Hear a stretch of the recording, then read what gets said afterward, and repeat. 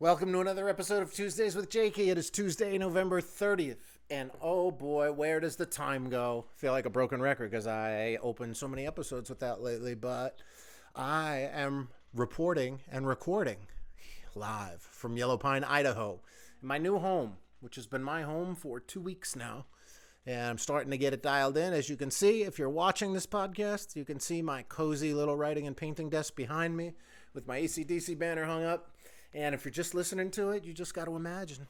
I live in a log cabin. It's decorated like an old country farmhouse up in the middle of nowhere, Yellow Pine, Idaho, deep in the heart of nowhere. Like if you drew a map of nowhere and then stuck a pin right in the middle of it, that's where this would be.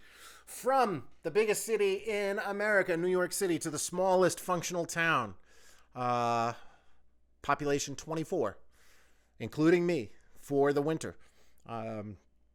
I have been getting settled in, and I've been settling in and been writing pretty much every day for the last 2 weeks, and just attacking it, and it's rough going. I decided to start with my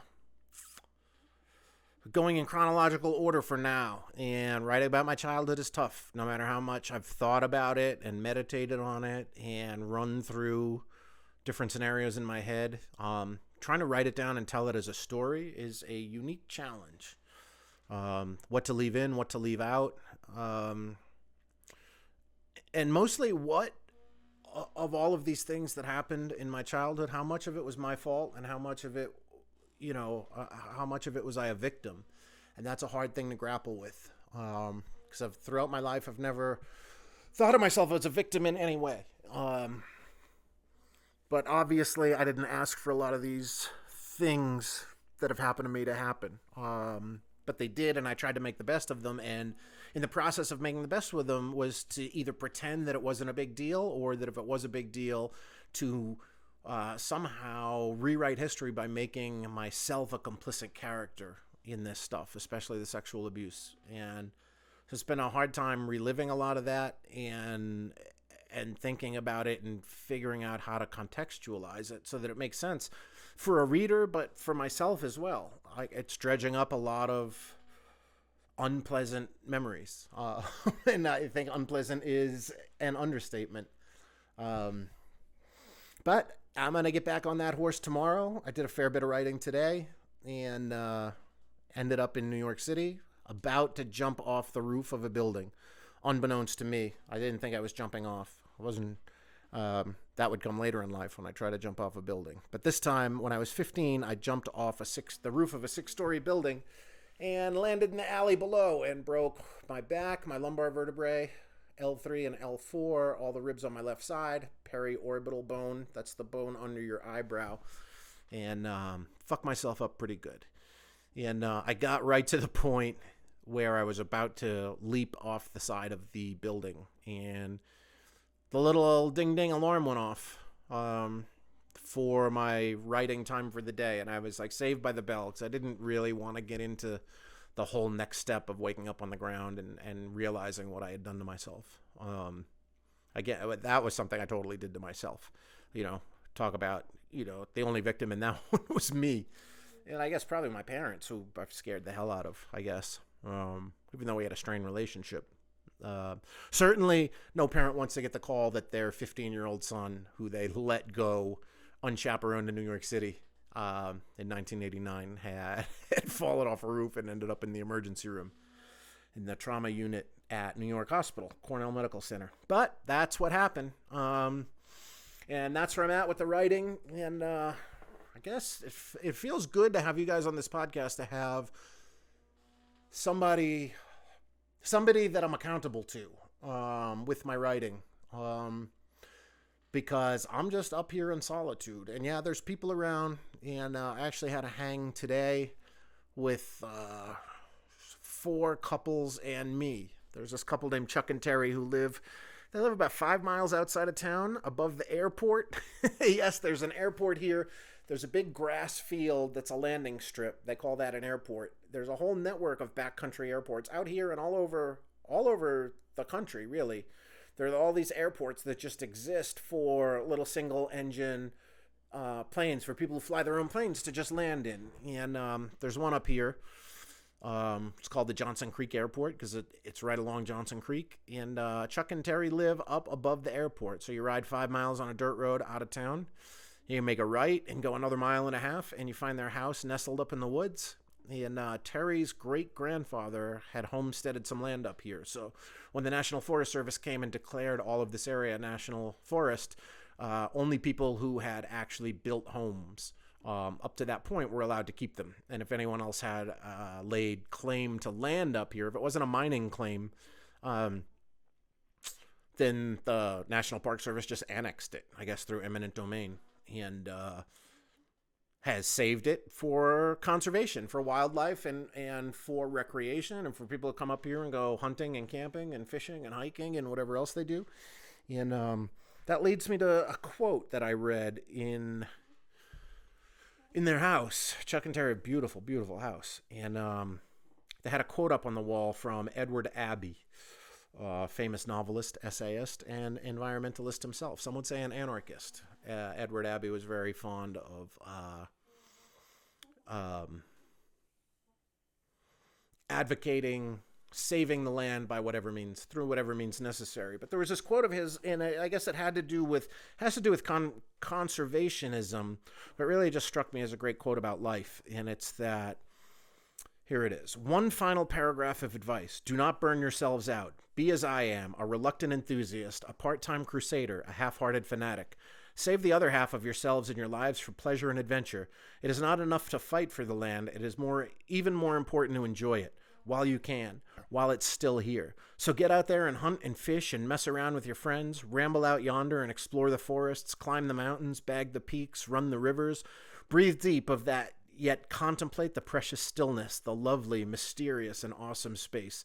Enjoy yourselves. Keep your brain in your head and your head firmly attached to the body active and alive, and I promise you this much. I promise you this one sweet victory over our enemies, over those desk-bound men and women with their hearts in a safe deposit box and their eyes hypnotized by desk calculators. I promise you this. You will outlive the bastards. You know, how do you outlive somebody? Is it by years? Because I know a lot of people who've lived a lot of years, but not done a lot of living, right? They've been around. But what's the point of being around for a long time if you haven't done a lot of living in that time? And even more kind of striking is that the longer you're around, the less living you're capable of doing, for the most part, right? Your body starts to break down. There were talks today. Chuck wanted to take Cecil hunting, but Cecil can't walk too well. And he's only 71 years old. But he can't walk well, so Chuck knows a place he's going to take Cecil hunting next year where you ride on your quads, and apparently there's just tons of deer around, and people ride around their quads and shoot them. And Chuck was like, well, that's not the kind of hunting I like to do, but that's kind of all we can do with Cecil if we want to get him a deer and have him some meat for a winter. And, you think about that, like, how do you want your life to look when you're 70? How do I want my life to look? Like, I think I want it to look a lot like it looks now. Still being out there and having adventure. And I guess, you got to take care of your body to a point and, do a fair amount of exercise and try not to become overweight or grossly overweight because you don't want to tax your heart and your joints, right? And you want to be able to live life when you're 70 and not just be bound to the seat of a truck or a four-wheeler. But the idea of outliving somebody, people, often think of making it to a certain age as an accomplishment. But I think accomplishments are accomplishments. Even if they're not, maybe accomplishment is a strange word because I might not be talking about an accomplishment that society would regard as some sort of unique feat, but more of an accomplishment of like, what did you want to do with yourself and your life? And I guess up here over the summer and even into the winter, I've been exposed to more retirees than I've been exposed to in my whole life. Certainly more at one time. And I feel badly for a lot of these folks, if only because it doesn't seem like they do much living and doesn't seem like they have done much living. But who am I to say like what living is to one person? Though I have often been on the receiving end of compliments such as, you lead such a cool life, you do so many cool things. And to me, that's living, right? It's like, where have you gone? Where have you been? Who have you met? What have you learned? What do you know about the world? And what do you know about yourself through what you've known about the world? I'm just sort of getting to know myself on a deeper level over the past couple of years, and hope to continue that. And thankfully, I have a very vivid and active imagination, sometimes to my detriment, because I tend to imagine scenarios where I'm the villain. When it comes to interpersonal relationships and wondering, certainly the anxiety bug that I've ended up with oftentimes leads me to believe that if someone hasn't gotten back to me, or if I haven't been as in touch with somebody, that it's through some fault of mine.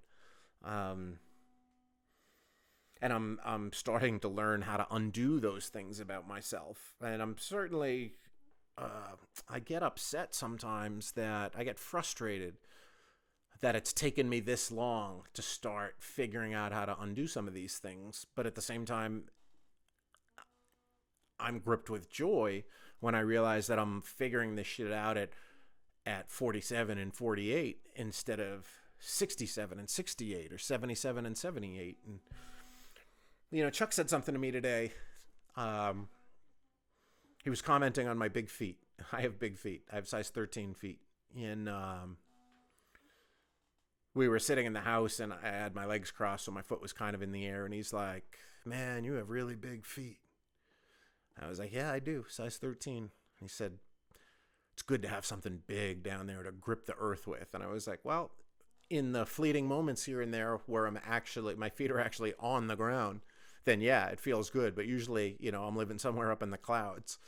And Chuck said, "Well, that's an interesting way to look at things. You're a philosophical guy, aren't you?"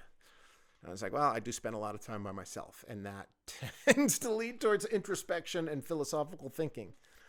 And Chuck, that led into a conversation somehow where Chuck was asking, like, what I wanted to have happen to me when I died, and about how he had decided that he didn't want to be cremated because he wants his body to decompose and go back into the earth and fertilize the soil. And I just kind of offhandedly said, well, I don't give a fuck, because I'll be dead. And it made me think about it in that moment a little bit more on the ride home and this evening. And I don't want to die. I'm in no rush to. I used to be. I used to think that it was going to be, since childhood, really, I used to think that was going to be the way I died, was by my own hand, taking my own life. And I think probably that led to a lot of the reckless behavior I got involved in over the years. It certainly did, because if you're not worried about dying, then you're certainly going to engage in more reckless activity. But if you're not worried about living, what joy are you going to uncover, right? If you don't turn over rocks to find out what's underneath, like, are you the type of person who's going to walk through the forest avoiding the rocks, or are you the type of person who's going to walk through life kicking those rocks over? I'm certainly a rock kicker over guy. And that's something I've been finding in reflection about writing now, and about writing about my childhood especially, and trying to sort of cram my childhood. When I say childhood, I mean up through high school, childhood and adolescence. I'm trying to cram it into a certain amount of time, or of words, right? A certain number of pages. And last year when I started writing this book, I wrote about 65,000 words last winter, which would be about a 225-page book, so they say.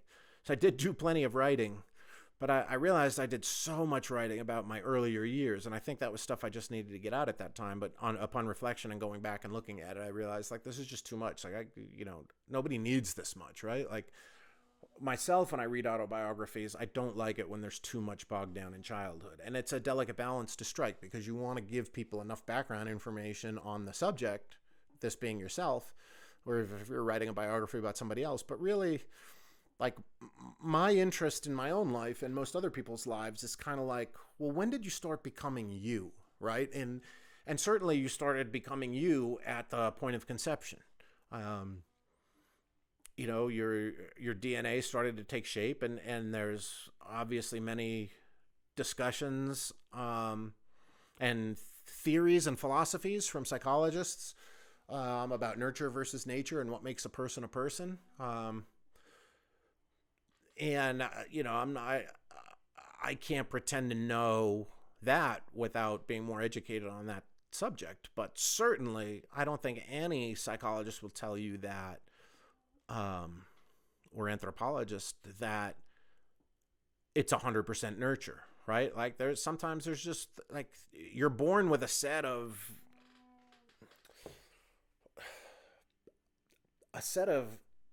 things that influence your behavior, I think, some of which are just born inside of you, right?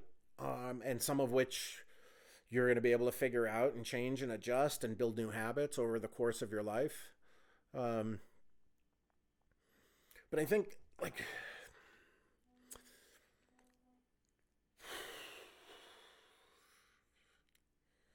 sort of lost my train of thought. Which usually I can recover from pretty quickly in these podcasts, but not right now.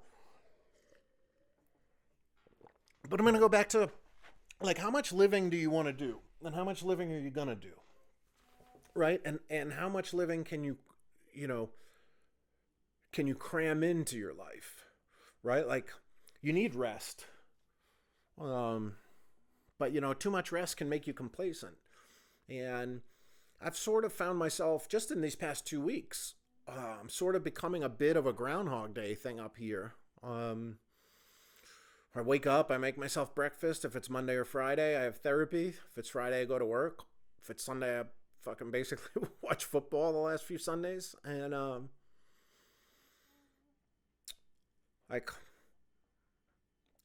I'm stuck between that, like, I'm here in a place where nothing really is going to happen, and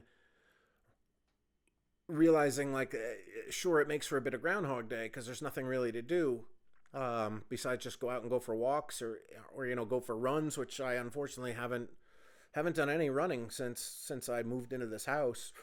Only because my knee's been bothering me, but one of those things, a chicken and the egg scenario, is that my knee's been bothering me, but part of it is maybe because it's bothering me due to lack of use. So I need to kind of, like, run it through the motions. But what I'm getting at is that, like, I'm here specifically so that nothing can happen or will happen. And I'm here to have quiet time so that I can reflect and I can do this writing, and I can end up, by the time spring rolls around and the snow starts to thaw and the birds start to chirp again and the flowers start to bloom, that I'll have a book written. And as much as I like solitude, and I'm an introvert by nature, which sounds even hard to say and weird, but I've you know, if you're someone who knows me in real life or just knows me from social media, I would probably appear to be an extreme extrovert. And I'm fucking very good at being extroverted. I'll say that. But really, I really like hanging out by myself. And I'm finding that out the past couple of years in ways I didn't understand before, because I used to be worried more about hanging out by myself and worried, why am I not doing things? Like, what should I be doing? And it took quite a lot of time in life to realize that, like, you don't have to do anything. You don't have to be productive, you know. You don't have to, you know, you don't have to write every day, but you also want to hold yourself accountable to doing writing or doing painting or whatever it is that makes you, you know, feel alive. And certainly adventuring makes me feel alive, and putting myself in dangerous positions still makes me feel alive. Physically dangerous positions like motorcycling through the backcountry, where you don't know what's going to happen. You could crash, you could have a breakdown, and like, how are you going to get out of this situation? And I don't take uncalculated extreme risks, but I certainly like being out and about and adventuring in that way. But I also just love being alone and in solitude. And I read something this week, a quote that said, "It's becoming easier and easier to be social, but exceptional people are built in solitude." And there was no context for that, so it made me think about it myself. And like, I think there's certainly, like, you need input from other people, right? You need to be able to get ideas out and say them out loud and communicate them to people, aka friends, and sort of take the temperature of your own ideas. Because if you're always in solitude, you're going to end up with some really wild and crazy ideas, and with no one to bounce them off of, you could end up going down some sort of rabbit holes pretty easily. And thankfully, I have communication out here, right? Like, I can text with my friends and I can talk on the phone, and I'm lucky to have that. But also, I'm kind of like, I view some of that as a crutch, and it certainly helps procrastinate. But it's definitely 2 weeks in now. It's like, okay, so this is what it's going to be like for the next 6 months, right? Like, this is where I'm going to be, and these are the people I'm going to be surrounded by. And like, today I was with 8 of the 9, if you include myself. There were 9 of the 24 people who live up here that I was surrounded by tonight. And a couple of them I really, really like. Chuck and Terry, and the other 3 couples, they're fine. But they're not people I'm going to like look towards, right? If I get lonely up here, I'm not going to be going over to their house. These other couples, Chuck and Terry, I would, but they're going to be gone for most of January and February, off on their own little adventures. But I think it's going to be an interesting winter, and it's going to be interesting to be up here in the solitude. But thankfully, if we go back to that Edward Abbey quote, he's talking about, enjoy nature, right? While it's still here. Get out there, hunt and fish, and mess around with your friends. Ramble out yonder and explore the forests, climb the mountains, bag the peaks, run the rivers. Breathe deep of that yet sweet and lucid air. Sit quietly for a while. Contemplate the precious stillness, the lovely, mysterious, and awesome space. And he went on to say, "I promise you this one sweet victory over our enemies, over those desk-bound men and women with their hearts in a safe deposit box and their eyes hypnotized by desk calculators, that you'll outlive them all." And in these past couple of weeks, I've really been diving into my living. And especially, I marvel at the fact that, I did so much living, between the time of like 14 and 18 or 13 and 18, when I really started getting out of my parents' house and not living outside of it, but getting outside of it, and like getting my first jobs, and, opening my eyes to a world beyond, our home, really, or our neighborhood. I got out there and I tasted so much, literally and figuratively. And I was constantly kicking those rocks over, right? Those metaphorical rocks of life, and figuring out what was underneath them. And that's only, I'm only kind of focused right now on up until 19 or 20. It was 20 when I moved to New York. And, I've still got for this sort of like part 1 of this memoir that I'm writing, I've got to go through all of this stuff. And so I'm thinking about the Edward Abbey quote, and about how you're gonna outlive the bastards. It's like, well, Jesus, I've already outlived everybody. I know very few people who've lived more than I have, no matter what their age. Certainly a minuscule percentage of the people I know. I know a lot of people who've done a lot of living, and yet I know people who've done a lot of living and have yet not lived much through that, right? Like, I know, because of my line of work, I know a lot of musicians, And I spent a lot of time growing up and in my hip hop career, in my teens, fantasizing about what it would be like to be in a touring band. And when I finally ended up in one in my late 30s, which is a very late time for anybody to actually pick up, end up in a gig that results in a lot of touring, I found from both from my own band and from bands we would be on tour with that, like, these people who I thought were out having amazing lives and living to the fullest were still not really living much. Like, so many of the musicians I know that go out on tour just kind of like hang out in the dressing room, go to the closest place to the venue to get something to eat, go to the closest coffee shop, and go back to the dressing room and use the Wi-Fi. And I wonder if things were like that pre-internet.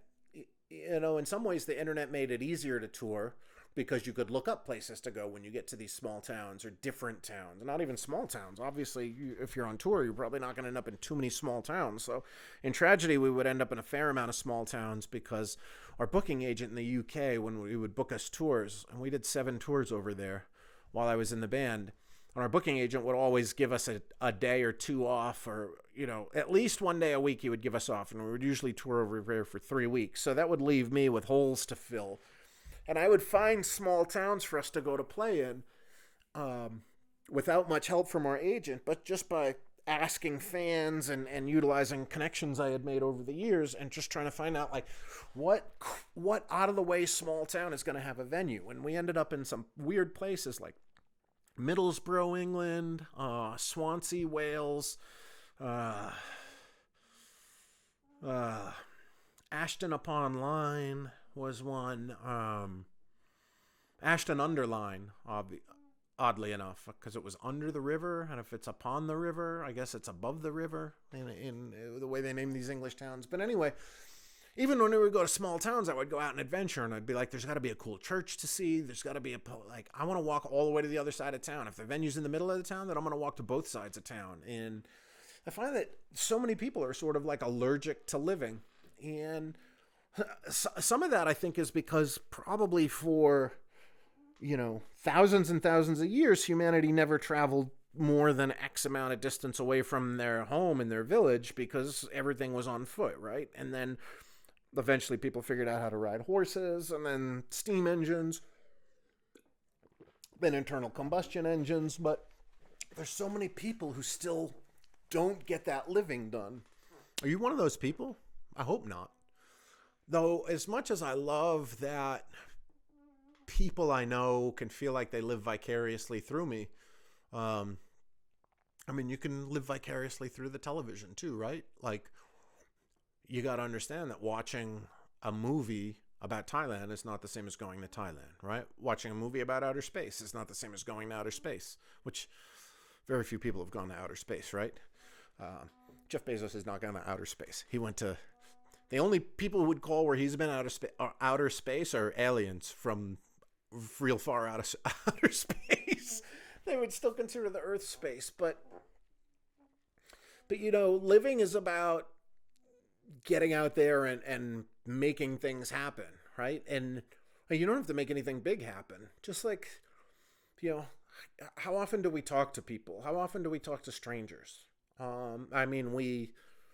both humans, but more, what I'm more getting at is we, as the collective we who are part of this podcast right now, and it's me talking and you listening. I certainly talk a lot like a motherfucker. And, you know, as much as I'm an introvert, I'm definitely way more extroverted when it comes to strangers. And the introverted part of me sort of turns itself on when it becomes a situation where I'm going to be expected to share things with people that I'm going to interact with again. And like, yeah, if I'm just out somewhere, right? If I'm shopping and going into a shop, or if I'm out on my motorcycle and I pull into a bar in a weird town, like, I'll talk to anybody in there. But really, that talking that I do is more of an interview style. And oftentimes it's meant to turn the focus on the other person in the conversation, because I don't oftentimes want to talk about myself, which may sound very weird coming from a guy who does a podcast just talking about himself every week. But when I start meeting strangers, I want to learn about what is life like for you? What is life like in the town that we're in here? Is this where you grew up? How'd you get to this town? I'm really fascinated by people's stories. And I love telling those stories when I've been behind the bar in Yellow Pine and people come in and say, hey, where'd you come from? I'm like, boom, switch goes off, the light goes on, and I start performing, right? And that's kind of what it is. Like, I'm not, when I'm doing it behind the bar, I'm like, I'm happy to tell you my story, but usually because I'm trying to extract tips out of them. And sure, to a bit, we're fostering a little connection, but it's a lot easier for me to do that when I know the person's leaving. Whereas the people in town here, which I've talked about on this podcast a lot, like know very little about my history and my background, which at first I was very guarded about. Now I don't even have to be, because I realize this is a really kind of fucking mind your own business place up here. And everyone loves to say that, yet at the same time, we have a lot of issues between the Democrats and the Republicans here. And, they're Democrats, I don't want to hang out with them. Or like, I don't want to go over to their house. They're Republicans. And it's like, I've said this before, but we're all just humans, right? We're all just trying to figure out how to live and how to have a life that makes sense to us. And obviously some people don't want an adventure-filled life. That's not what they're built for, you know? My father was one of those people who went to work every day, came home from work, didn't do anything, didn't go anywhere, didn't have friends, would just go out to the backyard and tend to his garden. And every night, like for a good portion of my life, we would play tennis once a week, and he would have guys he played tennis with. But that was about it, and didn't really have any friends. And that really set us apart, because I wanted to go everywhere, do everything, see everything. I wanted to go to every pro wrestling match. I wanted to see every movie that came out. I wanted to go, wait, someone's going somewhere in a car? Let me go. I don't care where it was. Like, I just always wanted to be out and active doing things and kicking those rocks over, those metaphorical rocks of life. Just, I want to find out what's on the other side of that next hill. And one of the things I felt most badly about for my dad was that late in his life, after he had come down with cancer, when we finally actually started having conversations, and it didn't last that long, because from the time he was diagnosed to the time he was too sick to really converse was not a lot of time. And so I didn't really get the wisdom imparted from him that I hoped for.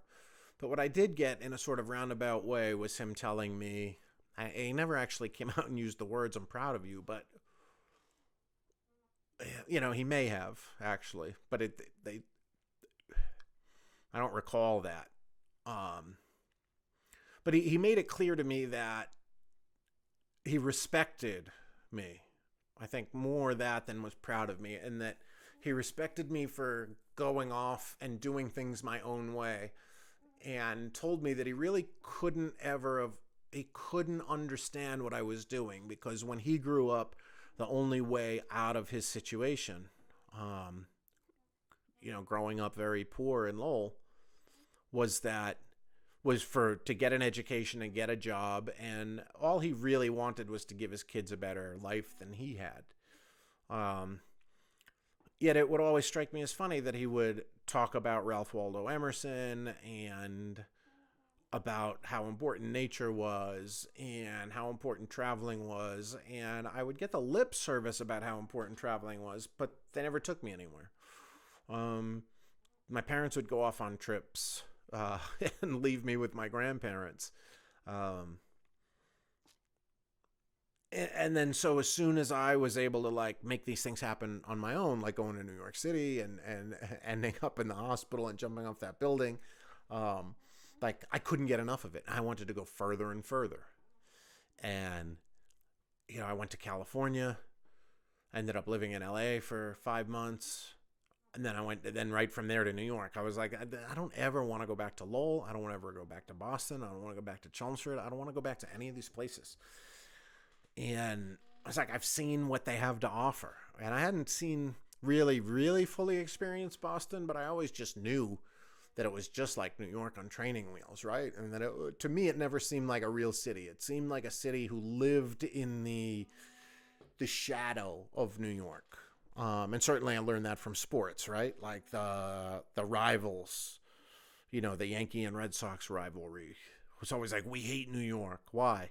Because they're better than us. It was like, well, just fucking move to New York then. Why are you going to hate New York and stay here and fucking leave yourself in the same situation, Go kick those rocks over. Go kick the rocks all the way to New York and see what the fuck is happening there.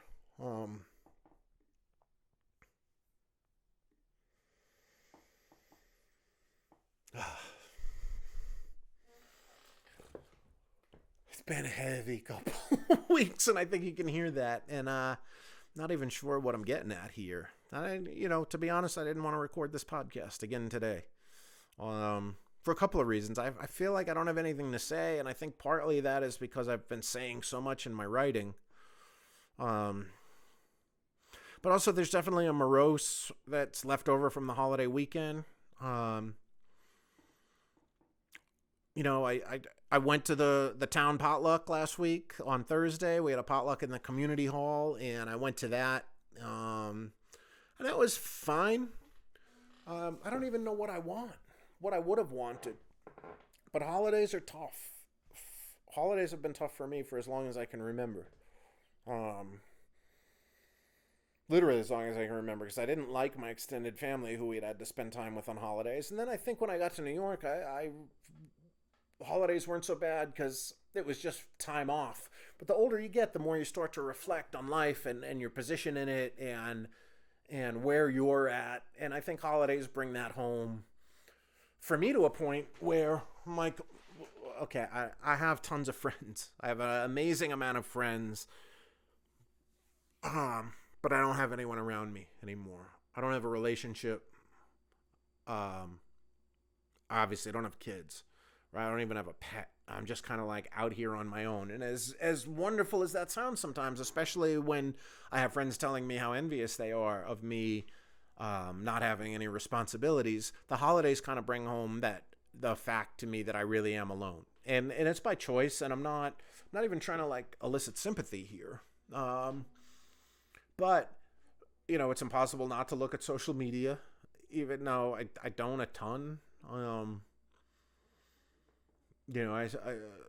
But you feel it and you sense it, and then people sending you pictures of their Thanksgiving and happy Thanksgiving messages, and just kind of like, is it a happy Thanksgiving? Like, I eat bear meat in a community hall in a tiny town in Idaho in the middle of fucking nowhere without anyone around who really knows me and loves me. And minus that last part, if I had some friends here, like, I think I probably would have felt differently. But I think it's going to be a struggle the next few weeks leading into Christmas. And then, of course, Christmas and New Year's is going to come. And it's probably, to be honest, it's probably quite a dangerous place for me to be. Like, not just being here, but being here in solitude, in the middle of nowhere, without anyone who really knows me or gets me to be able to have face-to-face conversation with. And to be up here digging into all of this introspective shit from the writing. It's the combination of both. I think if I was up here not trying to write, and last year I was doing the same thing in McCall. I had not dug fully into the writing between Thanksgiving and Christmas and New Year's, but I did afterwards. And shit definitely did get heavy.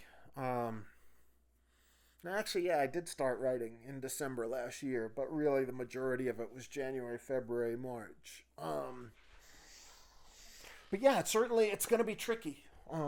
It's going to be tricky to be up here. This is 2 weeks in, and though I do feel a lot more settled now, because I spent the weekend really, really sort of settling into this place. And it's an odd place to be too, because when I was living in McCall and I was renting that cabin from Greg and Shanti, I kind of knew that was an open-ended thing. And then after a year of that, I sort of popped up and was like, okay, I'm ready for some more adventure. And I came to Yellow Pine and ended up with finding a job and living in the woods all summer. And now here I am in this beautiful house, but it's not my house, and it's not going to be my house. And it wasn't even an empty house. Like, this house is lived in. This house was built by Candy and Willie. It's their house. Every little nook and cranny is full of their stuff. But at least in the bedroom, I cleared out most of it. And, it takes me back to that quote that I shared before. It came from that show, Northern Exposure. And the quote was something along the lines of, whether you're here for 4 days or 4 weeks or 4 months or 4 years, like, just be here while you're here. And, well, fuck, that's advice that's what I've been getting into these past couple of weeks by settling in, and especially over the weekend. And really, like, I moved a bunch of shit around in the kitchen and, like, trying to make it feel like mine. And, I just gotta be here. I keep getting out of my own head. And, there's a lot of things I say, that I try to talk myself into. But I think I practice a lot of what I preach, but lately I haven't really been preaching the be here now. Like, for most of the summer, I was being here now. I was just in Yellow Pine. It didn't matter what was next. But it feels somewhat strange to be up here now, and I've moved into this house that definitely has an expiration date in the spring. At the end of April, I'm going to have to, like, move up out of here and find somewhere else to go. Not necessarily out of Yellow Pine, but also that's not necessarily true that I'll stay. So I think I have to actually, like, hold my own feet to my own fire of just being here now and just working on the writing. And, someone told me the other day about something about being proud of me for following my dream.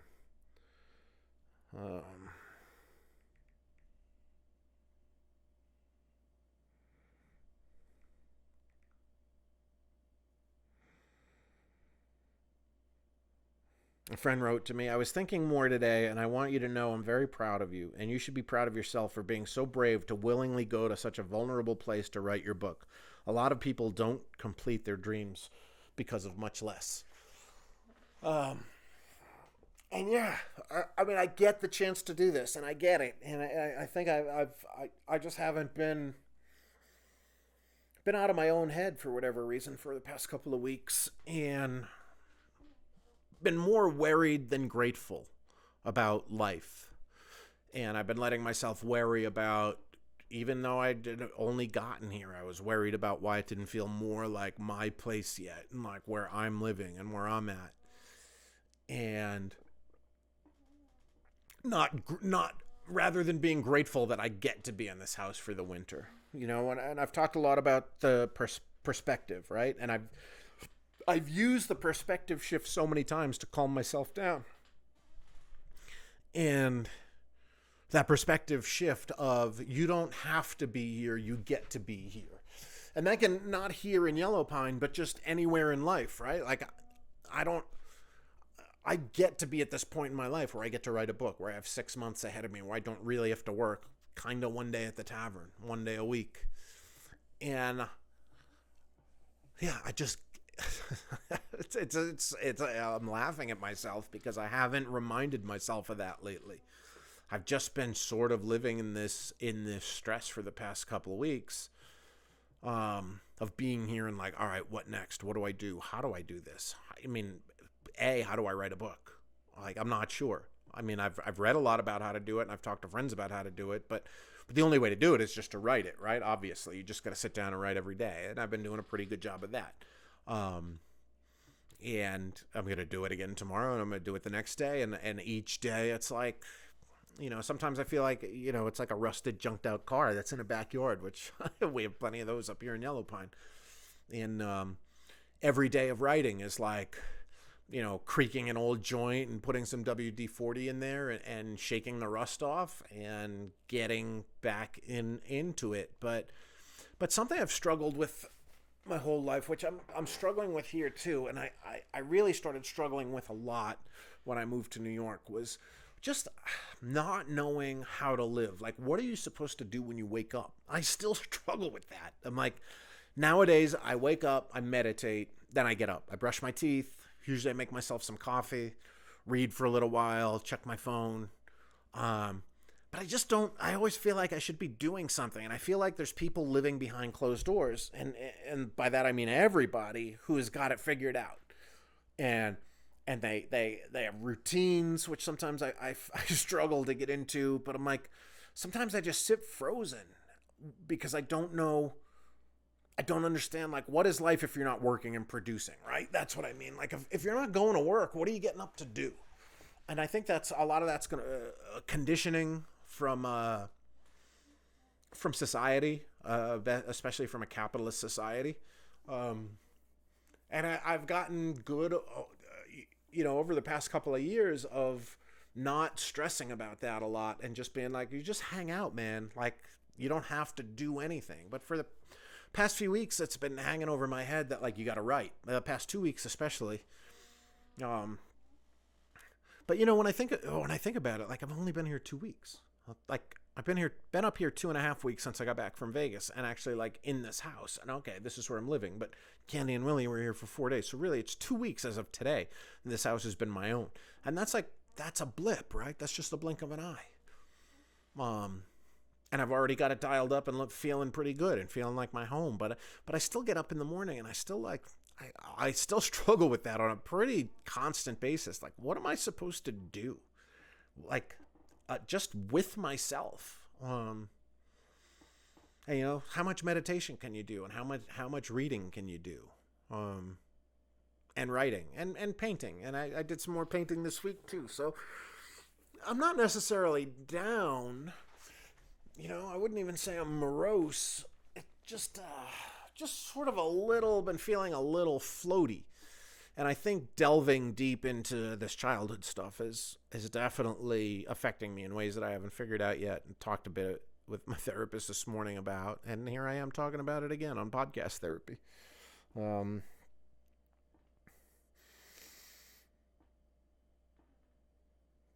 mean, yeah, I don't have a solution. I can't just sit here and be like, yeah, well, you just do this and do that. But really, you don't have to do anything. But you do, right? Because not doing anything would just be like laying. I'm not looking for a completely monastic existence.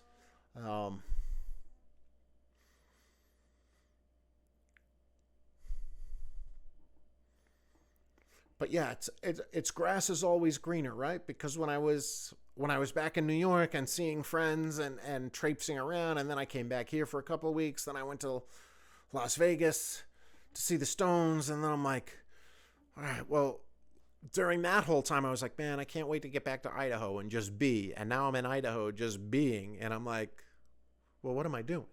And I'm like, I don't know. Some days I just don't know. And I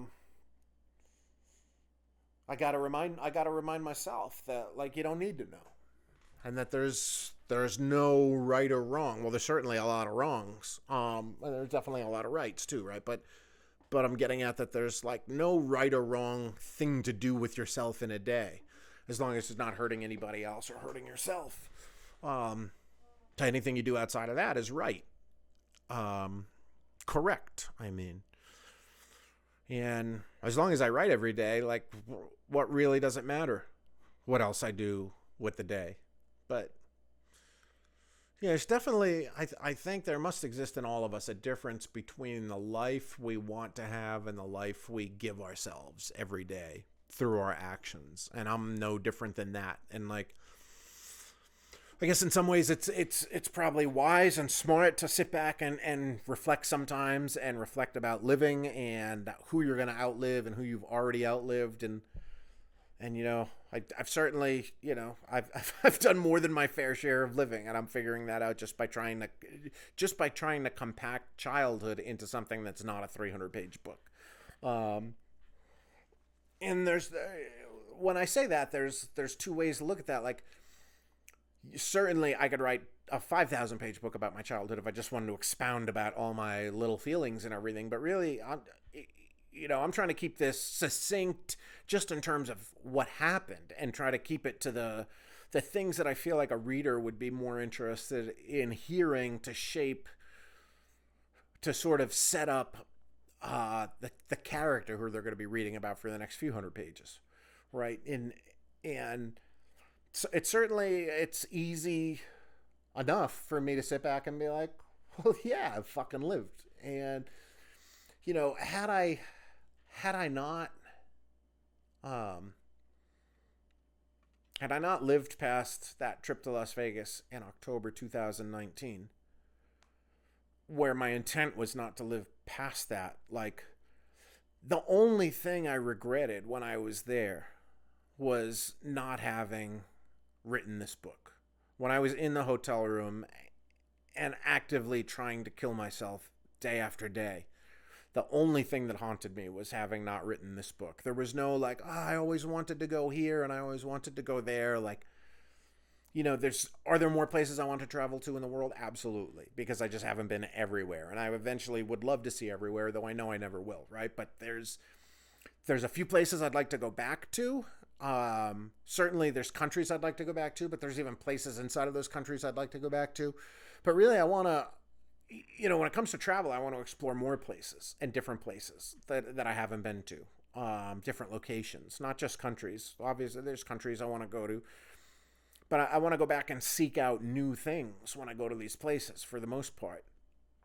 But there were very few regrets that I had that when it came time to actually kill myself, the main regret I had was that I hadn't written this book and that I had never taken the time to write this book. And what I used to tell myself all the time, and I would sit down and write, and I've done so much writing that's never gone anywhere, journaling, and more than journaling, it's kind of like writing out stories of what happened to me in different travels and adventures, and writing them for the exercise of writing them and committing them to paper or computer screen. But in a way, I think that was to retouch on my own memories and sort of embed these stories and adventures into my memory more so than to share them with other people. But for the past 15 years, people would say to me, when are you going to write a book? When are you going to write a book? And I used to always just laugh it off. And I knew that I needed to and that I eventually would and that I had to work myself up to being able to. But I would often laugh it off and just say, I'm too busy living to sit down and write about it. And now here I am. Like, I made it so that I'm not too busy living. I literally put myself in this place just so I could write. So I guess that's sort of the reminder I needed. I didn't know what I was going to talk about when I started this podcast. In fact, I was like deathly afraid of doing it at all. I didn't want to record today's episode. And,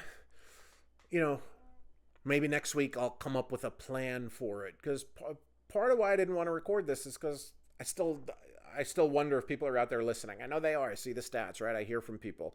But I still wonder, like, are people really listening? Like, they can't be, right? But then I get messages from people, so I know they are, right? And,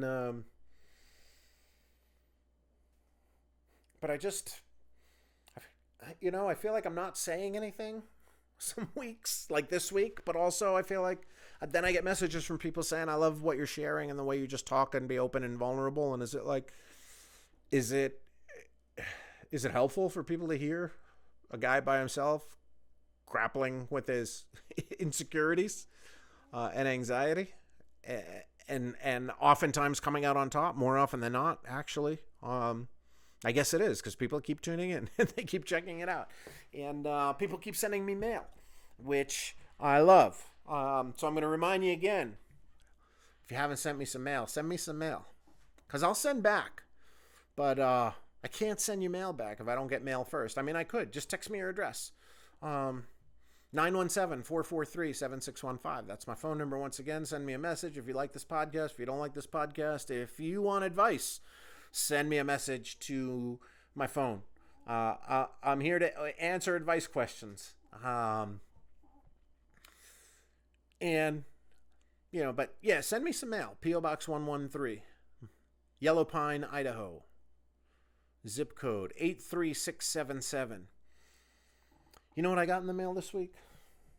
I got a bunch of things. I got a picture of a jackal riding a unicorn.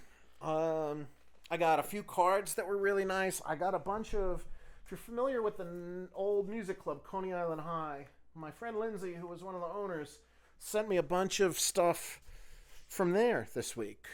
We have a ticket to see the Dickies at Coney Island High for a concert that was April 11th, 2001. April 13th, 2001. The Dickies, they were charging $20. I got a sticker by the band The Dickies. I got a postcard. Giuliani is a jerk. This was a big thing in the 90s in New York City.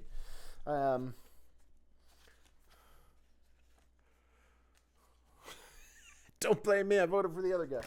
I did get some nice stuff in the mail. My friend Toby Morse sent me his book, One Life, One Chance.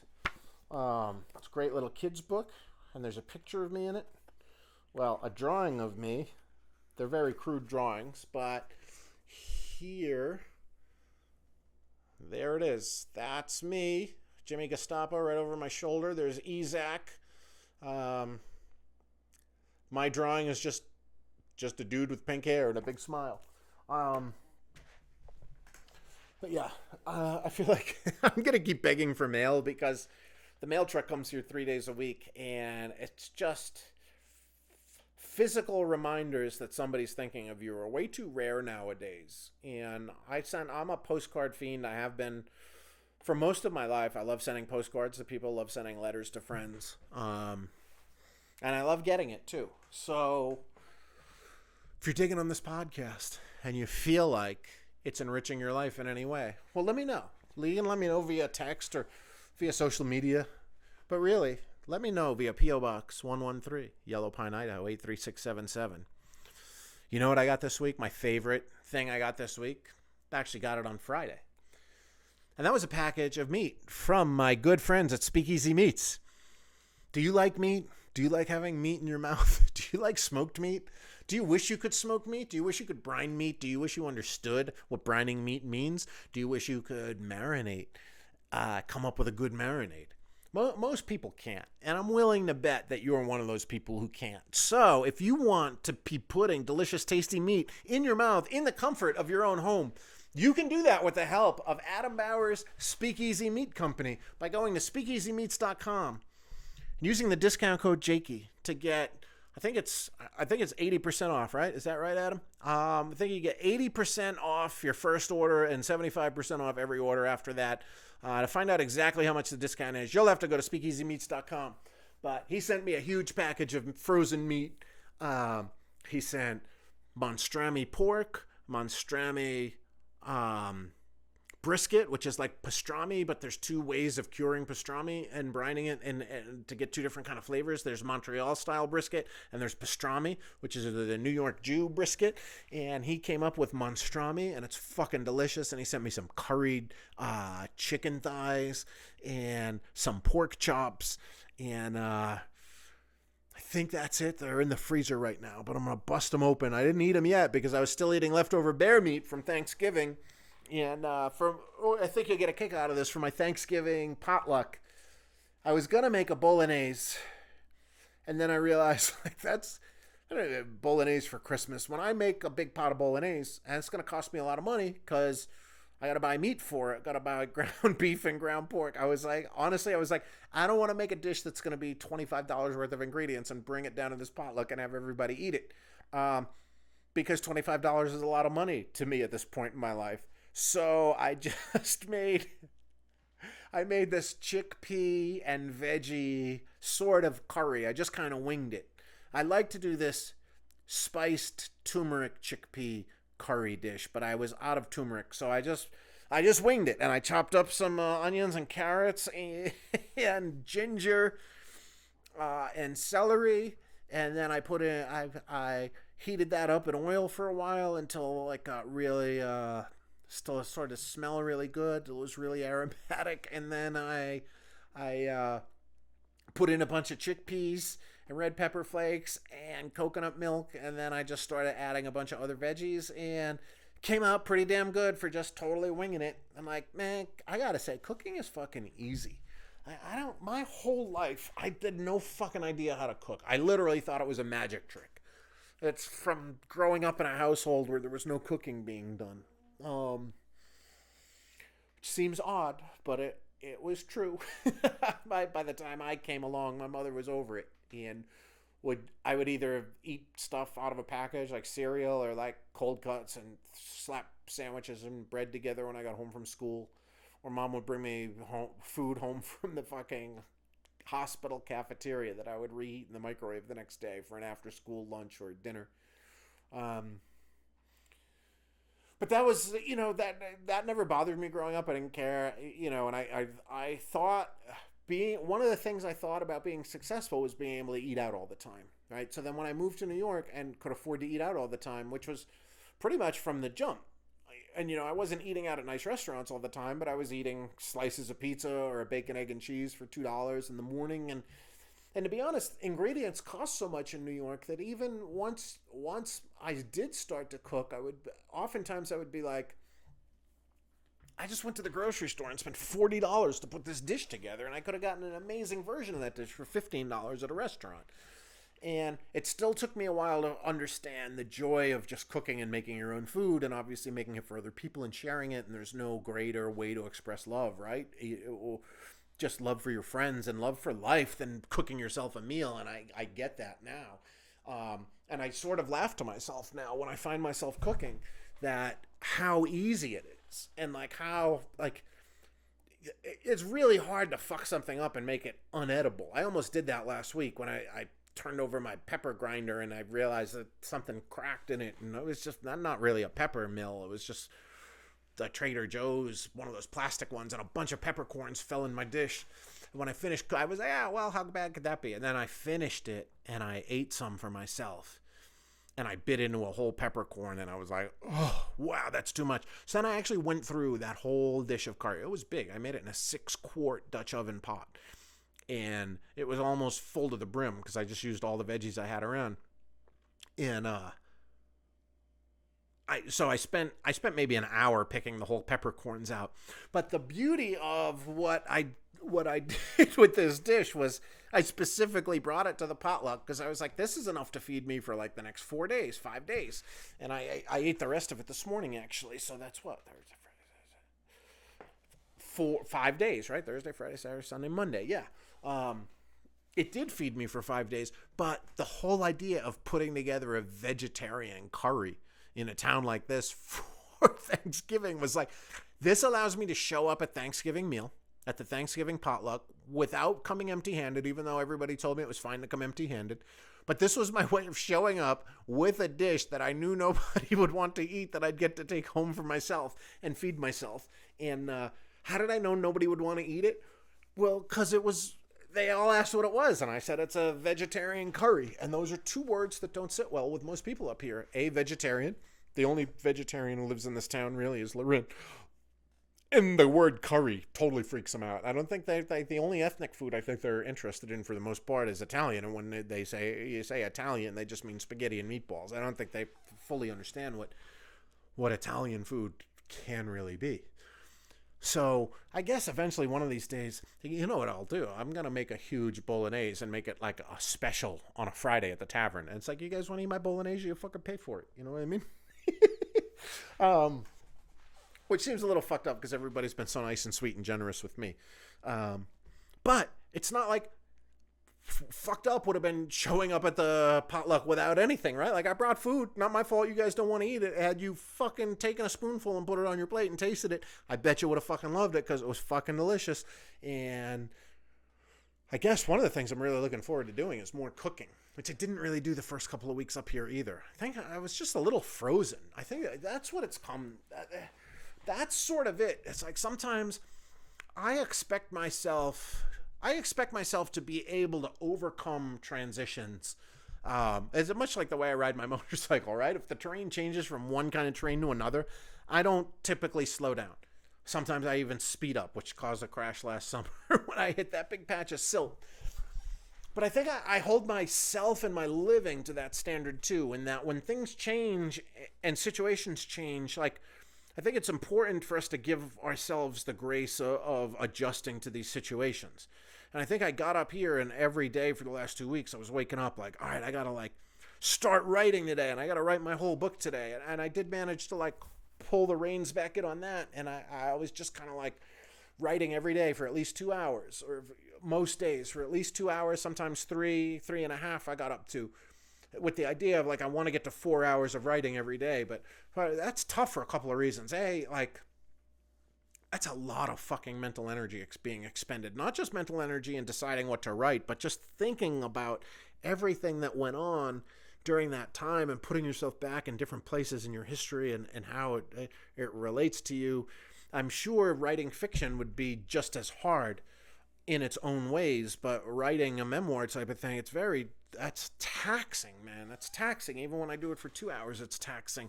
And I think it's important to just give myself the grace of being like, hey, yeah, you don't have to do anything else for the rest of the day, but move your body around a little, exercise, cook some food. I am really excited to get back into cooking. I cooked a lot last year when I was in McCall. I never really cooked a lot in my life before that. But when I got to McCall and moved there was no delivery. So if you wanted to eat, you had to make something. And it's like, I don't want to be a fat fuck. I don't want to be eating pot pies and fucking frozen pizza all the time. Though I've had more frozen pizzas than I care to admit since I've been up here. Probably like in 2 weeks, I've probably had like 7 frozen pizzas. And that's too much, man. I can see it in my belly. But, as much as fucking awesome as cooking is, and as awesome as it feels to, like, create a dish from scratch, sometimes trying to make your own pastrami and have a smoker and figuring out how to brine it and put together the exact right combination of spice rub can be damn near impossible. Not just daunting, but damn near impossible. And that's why I'm so happy to let you guys know you don't have to do that. You can have the best, freshest, tastiest smoked meats that you want, and they're fresh, because Adam fucking freezes these things as soon as they're off the cooker, and he puts them in vacuum sealed pouches and seals all that flavor and smoky and juiciness, and then he ships them to you, and then you open this box, and like the freezer pack that was inside the box with the nice foam around it, not really foam, it's like this environmentally friendly shit, plastic, whatever, it's not even plastic. I don't know. I set it on fire because it said right on the packaging you could burn it or dissolve it in water. Point is that it's environmentally friendly packaging, and it had a little ice pack in it. The ice pack was still frozen. All the meat was frozen solid.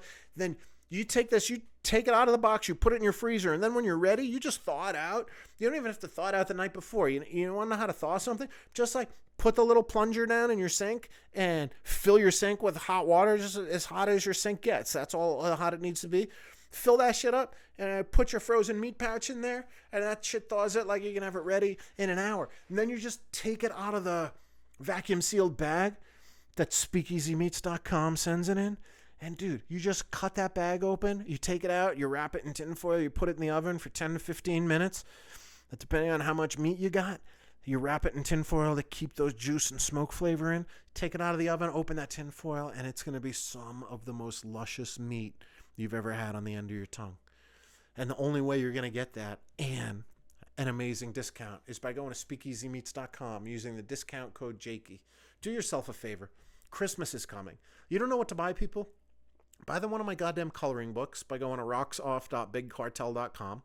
Please help me get rid of these coloring books. But more importantly, you want to give someone that they can really taste and savor. Like,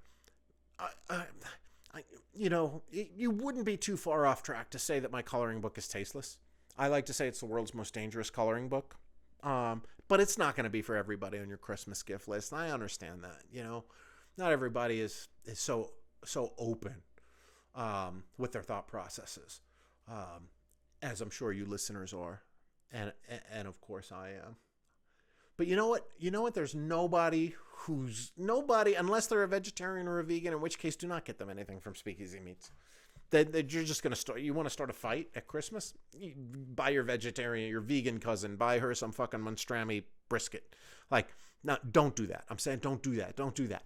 But like most of the people I'm willing to bet on your Christmas list are carnivores. And if they are, there's honestly no better gift you could give them this Christmas than a package of Adam Bauer's famed Speakeasy Meats. So go to speakeasymeats.com, go to rocksoft.bigcartel.com or just rocksoft.com. There's links on there. Buy shit that I sell, I guess. You know, you want to buy a painting? Cool. Awesome. Buy a coloring book, whatever. Send me some money. 917-443-7615 is my phone number for texting and for Venmo. And other than that, you know, kick over those rocks of life. Kick them over. See what's underneath. See what's on the other side. Outlive the bastards. You don't need to live longer than anybody. Just live more vigorously. I'll be back next week, next Tuesday, to let you know how vigorously I attacked life in this past week. And I have a feeling it's going to be way more vigorously than it was this past week. Because honestly, I just was kind of feeling bad for myself this past week. And that's horseshit. And I'm going to commit to you guys right now that I'm not going to feel bad for myself this week. And I'm not going to think, I'm up here. What am I supposed to do with myself? I'm going to think, I'm fucking up here. I'm going to do whatever the fuck I want. I'm going to go for a long run. I'm going to go try to wrestle an elk if I find one out in the woods. I'm going to go talk to my buddy Darwin. Or I'm just going to sit around and read a book, maybe stare at the ceiling, maybe do extra meditation. Point is, it doesn't fucking matter. But what matters is the intention of having a good life, I think. And with that, I'm going to leave you and say, hey, keep your feet on the ground, but keep kicking under those rocks to see what else life has to offer. God bless. Inshallah.